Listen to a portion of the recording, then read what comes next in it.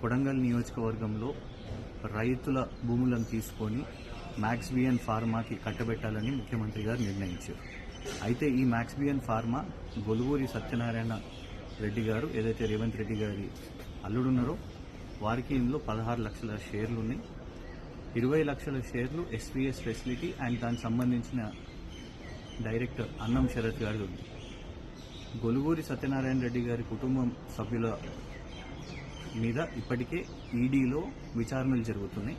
వాళ్ళు ఎన్నో ఫ్రాడ్లు చేసిందని వాళ్ళ మీద దర్యాప్తులు కూడా జరుగుతున్నాయి.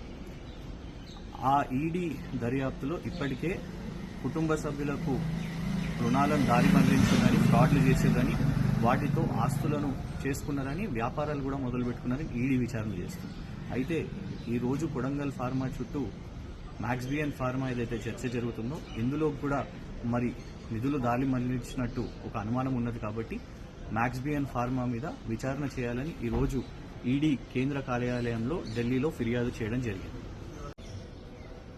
కొడంగల్ నియోజకవర్గంలో రైతుల భూములను తీసుకొని మ్యాక్స్బియన్ ఫార్మాకి కట్టబెట్టాలని ముఖ్యమంత్రి గారు నిర్ణయించారు.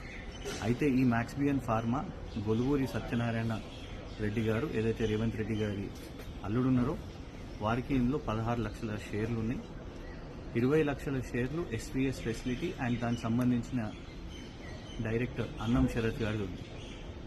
గొలుగూరి సత్యనారాయణ రెడ్డి గారి కుటుంబం సభ్యుల మీద ఇప్పటికే ఈడీలో విచారణలు జరుగుతున్నాయి. వాళ్ళు ఎన్నో ఫ్రాడ్లు చేసిందని వాళ్ళ మీద దర్యాప్తులు కూడా జరుగుతున్నాయి.